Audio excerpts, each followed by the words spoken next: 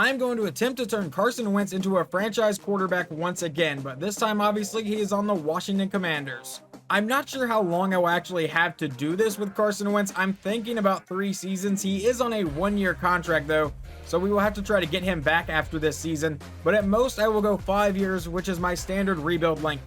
And personally, I think he has a pretty good team around him. He has Antonio Gibson, who was an 80 overall, should probably be a little higher in my opinion.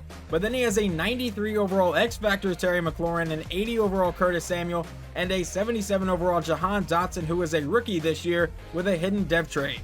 I think the defense is in a pretty good spot to build from. We start the season without Montez Sweat. We also don't have Chase Young, so our defensive line looks a little worse than it actually is. We have Kendall Fuller at defensive back, who is an 88 overall with a star depth trait. William Jackson's an 83 overall with a star depth trait, and then we have Cameron Curl at strong safety, who also has a star depth trait. Like I said, I think there are a few nice pieces on this defense, and I think it's a good place to build from. And obviously, we start the year with a few injuries, like I said, Montez Sweat and Chase Young being the main two. Young will miss the entire season. And here are the schemes and playbooks I will be using. You guys know by this point, I love the vertical zone run with the Tampa Bay playbook. And then I'm trying a different scheme this time. This is the base scheme with the Commanders, and I changed it over to the Panthers defensive playbook. So now let's jump to the end of season 1 and see if Carson Wentz can once again become a franchise quarterback. And season 1 will end with us not in the playoffs. We go 7-10. We have the 23rd ranked offense and the 11th ranked defense in points per game. Carson Wentz did not have a bad year. Almost 4,200 yards, 33 touchdowns to 9 interceptions. On the ground, Antonio Gibson ran for 800 yards and 10 touchdowns. How did we do receiving? Jahan Dotson, the rookie receiver, leads the team in receiving yards, tied for lead in receptions, and 10 touchdowns. Terry McLaurin, 1,100 yards and 8 touchdowns. Curtis Samuel, 589 yards and 5 touchdowns. Cole Holcomb leads us in tackles with 135. What about in sacks? That goes to Jonathan Allen with 8, and interceptions goes to Benjamin St. Juste. I hope I said that right, with 3, and Bobby McCain with 3. And in this universe, the Green Bay Packers win Super Bowl 57 over the Cincinnati Bengals 24-21. Patrick Mahomes is MVP, Christian McCaffrey is Offensive Player of the Year, and we got the Rookie of the Year on offense with Jahan Dotson. And before we get into re-signing, we have $71 million in cap space. I will have to see if we can even bring back Carson Wentz though, since he is the main point of this video. And I am probably massively overpaying Carson Wentz, but we're going to offer him the very player-friendly deal, and let's see if he comes back. I'm excited to sign such a great offer and stay with the team. I bet you are. And here's the contract we are offering Daron Payne, because I'd love to bring him back, and he is also coming back. And we're just going to stick with the neutral contract for Cole Holcomb, and hopefully he returns, and he will also be coming back with us. And with those 3 players, we spent about $31 million in our cap space, and I'm going to let everyone else hit free agency, and we will try to replace them in free agency or in the draft. And here are the 5 players that I have targeted in this free agency class. We're going to go after Jonathan Jones, Juan Thornhill, Anthony Barr, and then we're getting Nick Gates and Colby Gossett, because we don't have a center or a right guard on the roster. So just in case I can't draft one, we are going to go ahead and sign these guys just so we fill the roster spots here. And let's see if we get any of these contracts. And it looks like they have all 5 signed, and they have all 5 decided to become Washington Commanders. And it looks like Chase Young's 5th-year option is up, and the guy said he's slated for a new contract, but he brought almost no value to the team last year. Well, that's because he had a completely torn ACL. So yeah, we're going to go ahead and bring him back on a cheap deal before I have to pay him a ton of money. And we are now here at the NFL Draft, where we have the 9th pick this year. Let's see who the Steelers go with at pick number 1. They take left tackle Taylor Spencer out of Oklahoma, and now we will jump to our pick. Actually, before I make this pick, if you've never watched my rebuilds, I only draft in the first 3 rounds, and then I let the CPU take the rest. Well, we don't have another pick until round 4, so this will be the only pick that I actually make in this first draft. And I'm actually not going to make a pick here. I'm going to trade it to Philadelphia, as much as I hate trading in division, even though the Eagles are my favorite team. But we will pick up the 19th pick in the draft, a 2nd round pick this year, and a 4th round pick this year. And I'm curious as to who Philadelphia is going to take with this pick, so let's see. And they will take right guard Brandon Pace out of TCU. That is someone I could have taken, but we need a guard, a center, and possibly an outside linebacker. And I really felt like it was better to just trade with them and then pick up one of those guys in the next 2 rounds. And with our first round pick, I'm going to take outside linebacker Jared Mayers out of South Carolina. He may end up being a normal depth trade. I'm not going to lie. His awareness is a B, but he has B block shedding, A pursuit, and he is a scheme fit for our defense. And Jared Mayers is actually a hidden depth trade. That's really what I wanted to see. And now we're making this trade. I have traded back with the New Orleans Saints, so we fall back 5 picks, but now we pick up a 3rd round pick in this draft. And I have a player in mind that I want, but there was also someone in the later rounds that I want here. So let's see if anyone takes the center that I was looking at. They take a defensive back, that's fine. The Titans will take right guard Kerry McClendon. Actually, I think I got it confused. I think that's the player I wanted, but we will just jump to our pick and I will double check. And yeah, I should have known that he wasn't going to fall back 5 picks. He was the top right guard left in the class, and he had an A awareness, which I think means that they have a higher chance to be a hidden depth trade. And so with that right guard being taken, we're going to go ahead and take this trade with the Titans and pick up a 2nd round pick next year, a 4th round pick next year, and a 7th round pick this year. And now in the 3rd round, I'm going to take center Mark Howell out of Stanford. I did a little bit more trading than I wanted to do in this draft, but we'll take him. He will come in with a hidden depth trade and will most likely be our starting center. And I think I did pretty solid here. Jared Mayers is a 74 overall outside linebacker that I got in the 1st round. Mark Howell is a 74 overall center I got in the 3rd. Then we got a 66 overall right guard, not great. A 70 overall right end, that's actually pretty solid. A 65 overall right tackle, and a 67 overall corner. Is this right end a hidden depth trade? It will not be. And here's the right guard that the Titans took from us. This is the guy that I wanted whenever I traded back with the Saints. I think I said I wanted a center, but I think I got my positions confused. I wanted this right guard, and he comes in as a 74 overall with a hidden depth trade. And I don't generally look at this, but I've never seen a defensive end in Madden 23 as an 80 overall coming into the league. This guy is going to be incredibly good for the Texans. And I apparently completely forgot that I had this guy at center. He apparently was injured whenever I checked in the offseason, so we're going to move him to right guard. And he actually goes to an 80 overall whenever you move him to guard, so now Howell will get the start, and now we have a pretty solid offensive line in my opinion. But Carson Wentz is now a 72 overall, so I think he actually regressed a little bit, but we still have Terry McLaurin, who is an X-Factor. Curtis Samuel is now an 81, and Jahan Dotson is now an 80 overall with a star depth trade. So now here is our starting defense, and it looks a lot better now that we can see Montez Sweat as the starter. He did play last season, but now we get Chase Young back, who is an 88 overall superstar depth trade. And our defensive backs don't look bad either, and it looks like the cornerback that the CPU took in like the 7th round is a hidden depth trade. Last season we went 7-10, and stat-wise Carson Wentz did not look too bad, so let's hope he can improve a little bit even though he did regress slightly. We do have a better defense in my opinion this year, so let's jump to the end of Season 2 and see if we can get to the playoffs. Alright, we improved by 1 win and go 8-9, but we are still not in the playoffs. We finished with the 19th ranked offense and the 18th ranked defense. And Carson Wentz definitely took a step back. 4,100 yards, 27 touchdowns, but 18 interceptions. On the ground, Antonio Gibson ran for 800 yards and 3 touchdowns, but Brian Robinson comes back from his injury. It said he had a broken fibula, but I'm pretty sure he was shot, so, you know, that happened. But he had 14 touchdowns this year, so good rebound. And receiving, Terry McLaurin, 1,100 yards and 9 touchdowns. Jahan Dotson, 1,000 yards and 7 touchdowns. Curtis Samuel, 700 yards and 6 touchdowns. What about defense? What happened there? Cole Holcomb led the team in tackles with 113. In sacks, Chase Young got 11.5, and Jonathan Allen got 10.5. Interceptions goes to Kendall Fuller, who got 2, so we don't force a lot of picks this year. And it doesn't even look like Mayers played all that much. Can we get like a downs played stat back here? He played 439 downs, all 17 games, but he did not put up great numbers. What is his depth trade though? He is going to be a star depth trade. And in case you were wondering, Mark Howell is also a star depth trade. Not really a shock, but just thought I'd show you guys.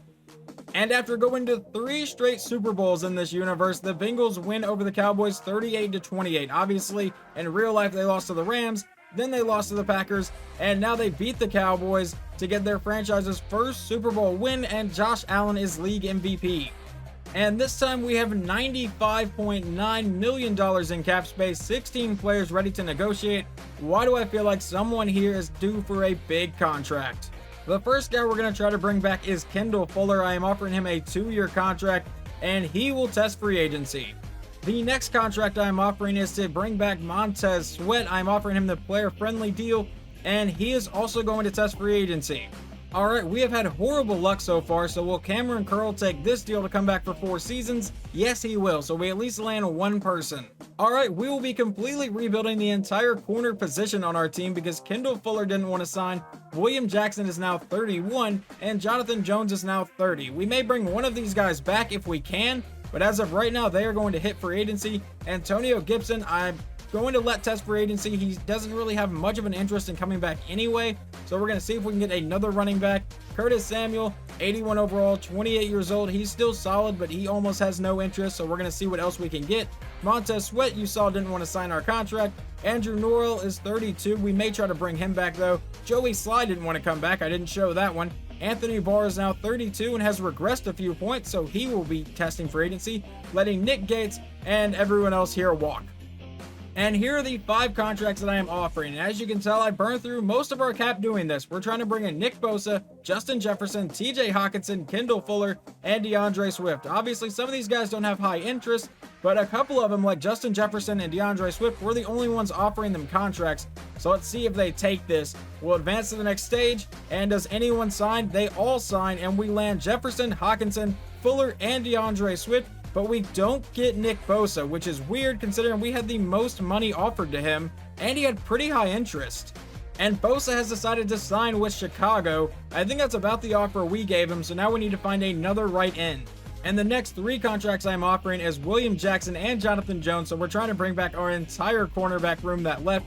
And I've also offered a contract to Jonathan Greenard. Montez Sweat is still in free agency, but he doesn't have much interest in signing with us, so we will jump to the next stage. All 3 of these guys have signed, and we land William Jackson and Jonathan Greenard, but we don't get Jonathan Jones back. And Jonathan Jones has decided to sign with the Broncos instead of us. And then the only offer I'm offering in this stage is to Jeff Okudah, who is a 79 overall scheme fit. Not much interest in joining us. We will see if he signs, and he does not sign a contract this time. But after advancing to stage 2, Okudah has officially signed with us, so this is our new cornerback room. We replace Jonathan Jones with Jeff Okudah. And now we have Jamin Davis's 5th-year option. We are going to accept that as well. I feel like he's played pretty well for us. He's still developing nicely, so we'll go ahead and keep him. And we're now here at the next draft. We have the 13th pick in this draft. The Texans have the first pick, so taking that 80 overall defensive end last year apparently did not improve the team that much. But let's see what they take with the number 1 pick this year. They take another defensive end. All right, interesting. And with our first round pick here at pick 13, we're going to take left guard Alex Hayward out of Boston College. He has B awareness, A impact blocking, A run block power, B pass block. We're going to go ahead and take him, even though I think he might not be a hidden dev trait because of that B awareness, but he is a hidden dev trait. And now in the second round with our first second round pick, remember we have 2 of them. I'm going to take right guard Cody Bradford out of Washington State. And the draft clock has expired. What? All right, I don't know why it told me my draft clock has expired. I have the draft paused, and no, it hasn't selected a player for me. All right, EA, why is your game this broken? All right, are you gonna let me take this player now? I went back and I resumed the draft clock even though it's not moving, and no, it's still telling me that the draft clock has expired. That is awesome, EA. This is not a game-breaking thing at all. So I left franchise mode after that glitch, and it kicked me all the way back to free agency stage 3 or whatever. We still had all of our free agents, but now I get to restart the draft. So let's see what the Texans take with this. They still go Warren Landry, and we will jump to our pick. And I'm still going to take left guard Alex Hayward, who will still be a hidden dev trait, hopefully. And yeah, all right, at least it didn't glitch out that bad. And now I would like to take right guard Cody Bradford here in the second round, and this time it will let me, and he has a hidden dev trait. And now with our second pick here in the second round, I'm going to take defensive end Dennis Brackett out of Georgia if it allows me to, and it does. He has a normal depth trait, but he will just be backing up Chase Young most likely. And the reason I say he will be a backup is because of the normal depth trait. Had he been a hidden depth trait, I probably would have started him over Jonathan Greenard. And now in the third round, I'm going to take defensive back Alex Hickman out of North Dakota State. He actually did win the award for best FCS player, so we will draft him and he will come in with a normal dev trait. I would have sworn that if they had that story about winning that award for the best FCS player, that they should have been a hidden dev trait, but all right. And let's see how I did in this draft. Alex Hayward is a 74 overall left guard. Cody Bradford's a 73 overall right guard. Dennis Brackett is a 70 overall defensive end. A 64 overall corner, Alex Hickman. That was not a good pick by me. Gabe Ramsey is a 69 overall, a 67 overall outside linebacker. The CPU took a better corner in the 5th round than I took in the 3rd round with Donnell Harris, who was a 70 overall, and then a 63 overall quarterback and a 66 overall running back. I want to see if Harris is a hidden depth trait, and no, he is not. He still is a normal depth trait. And here's your starting offense for Season 3 of this rebuild. Carson Wentz is still a 72 overall, now has DeAndre Swift at running back, and we gave him TJ Hawkinson and Justin Jefferson. If you can't work with these receivers, you need to retire. And on the defensive side of the ball, we now have Jonathan Allen and Chase Young, who are both X Factors. And what the hell is this? That is the auto-generated player the CPU took a couple years ago. He is a superstar X Factor corner. Are you kidding me? Well, it's safe to say the CPU can draft a little decently sometimes. Let's move Reese above Okuda. We'll make him our 3rd DB on the depth chart. And then obviously at right end, we take a step back with no Montez Sweat, but we do put in Jonathan Greenard, who is a scheme fit. Will Season 3 here in Washington finally be the time Carson Wentz gets this team to the playoffs? Let's go ahead and find out. And yes, it is. Carson Wentz leads us to an 11-6 record, and we make the playoffs. We have the 12th ranked offense in points per game and the 10th ranked defense. Carson Wentz finishes the season with 4,400 yards, 37 touchdowns, and 12 interceptions. On the ground, DeAndre Swift ran for 1,100 yards and 8 touchdowns. Brian Robinson got 11 of them. And receiving, Terry McLaurin with 1,500 yards, almost 1,613 touchdowns. Justin Jefferson with 824 yards and 9 touchdowns. Jahan Dotson with 6 and TJ Hawkinson with 5. What about defense? How did we do over there? Cole Holcomb leads the team in tackles with 128. Jamin Davis got 119. In sacks, Chase Young got 12.5. Jonathan Allen got 9.5. And interceptions, Kendall Fuller got 5. Jeff Okuda got 3. Did our X Factor corner get any? It does not look like it. Well, let's see if we can win a playoff game here in Season 3 as we take on the New York Giants. And we do take them down 34-31. How did Carson Wentz play? He threw 3 touchdowns and 1 interception. The Giants are now led by quarterback Jalen Hurts. That sucks to see as an Eagles fan, not gonna lie. And now we continue the NFC East gauntlet here as we take on the Dallas Cowboys in the divisional round. But sadly, that is where this season will end. We lose to Dallas 42-28. How did Carson play? He actually got hurt. He threw 2 interceptions and then got benched or got hurt. And Bernard Ward, the backup quarterback, came in and threw 3 touchdowns. Oh, okay, all right. He's a rookie too. Dak Prescott only threw 1, but they still get the win. And the Dallas Cowboys will lose their 2nd straight Super Bowl, this one to the Cleveland Browns 38-35. And this time we have $68 million in cap space, but Chase Young now wants a new contract, and we are definitely going to have to pay him a lot of money. And the offer I will send him is a 4-year player-friendly deal, and he will be re-signing, thankfully. And Juan Thornhill is now an 81 overall star depth trait. He's still a scheme fit, so we will try to bring him back as well, and he will re-sign. And I also re-signed punter Tress Way, but we're going to let everyone else walk. We will go into free agency with $38 million in cap space. And here are the 4 contracts I am offering in this free agency. Honestly, our roster does not have a lot of holes to fill, so I am just mostly signing backups here. But we do need a new kicker, so we're signing Evan McPherson, or trying to get Evan McPherson. Asante Samuel Jr., I don't really know if we will land him, but he's not a top priority. We still have Okuda, and we still have that X Factor corner the CPU took. And then we have Cam Robinson, our left tackle, and our right tackle, and Lucas Niang. And I hope I said his name right, but let's see if any of these guys want to sign in stage 1. Everyone did except McPherson, and we land Asante Samuel Jr., Cam Robinson, and Lucas Niang. Now I just need to up the offer for McPherson, apparently. And that's exactly what I've done. I've increased it to a player-friendly offer, and let's see if Evan McPherson wants to come to Washington, and he sure as hell does. And Jahan Dotson's contract is set to expire. Let's go ahead and just extend his contract. We have 3 really good receivers in Terry McLaurin, Justin Jefferson, and Jahan Dotson.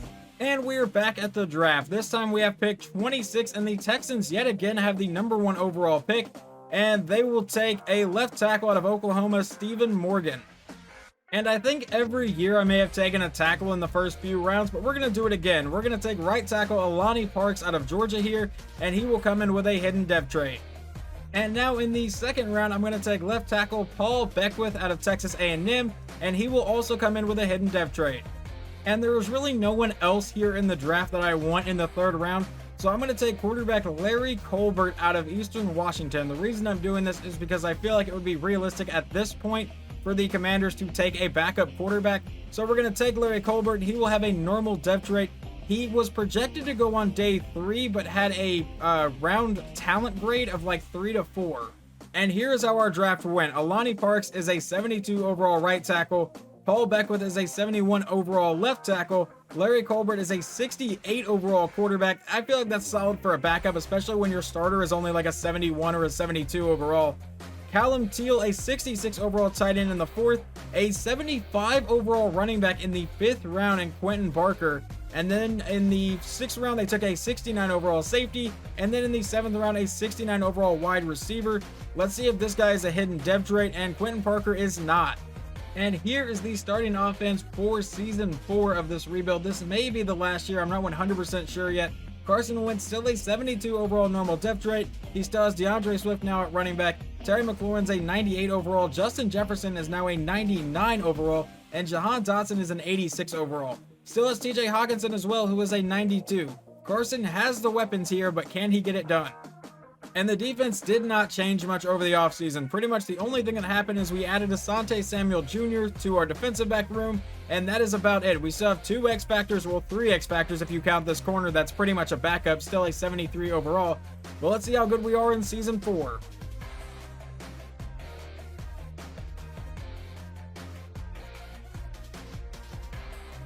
So I tried to simulate season 4 and it kicked me due to inactivity, and then it threw me back to the draft from the previous year. This isn't even the draft I just got done.